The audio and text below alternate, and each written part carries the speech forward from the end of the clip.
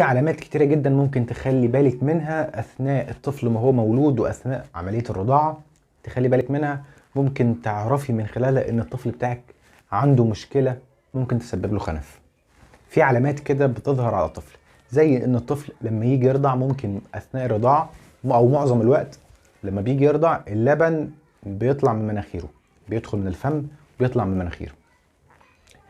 كده ممكن تشككك في حاجتين، يا اما في فتحه في سقف الحنك، يا اما في مشكله في الصمام، او في حضرتك عندك مشكله اصلا في الرضاعه او بتقعدي الطفل بشكل خاطئ. ماليش دعوه بالجزء ده خالص، لكن انا بتكلم ان الطفل عنده مشكله مرضيه. فتحات سقف الحنك او المشاكل اللي بتبقى في سقف الحنك الرخو تحديدا، او في اللهاء او في الصمام اللهائي، او في كل الاماكن الخاصه ب توزيع او دخول الهواء وخروجه من والى الانف، من الفم الى الانف، بتسبب الطفل بعد كده، بتسبب له مشاكل زي الخنف المفتوح او الخنف المغلق. والخنف المغلق ده موضوع تاني هنبقى نتكلم عنه بعد كده.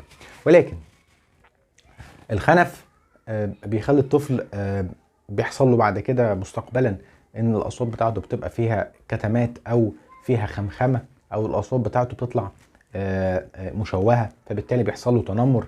فانت ممكن تحل المشكله بالفحص الطبي. لو انت شكيتي في اي حاجه شبه كده، او حسيتي ان الطفل بتاعك عنده فتحه في سقف الحنك بتاعه او في سقف الفم، فانت محتاجه انك تزوري طبيب جراحه او جراحه وجه وفكين، لان المشكله ممكن تتحل بشكل بسيط جدا عن طريق جراحه بسيطه، والمشكله تتحل وتتجنبي ان الطفل يصل الى مراحل تكوين اللغه، فاللغه بتاعته تتكون بشكل خاطئ، فالمشكله تكبر اكبر واكبر.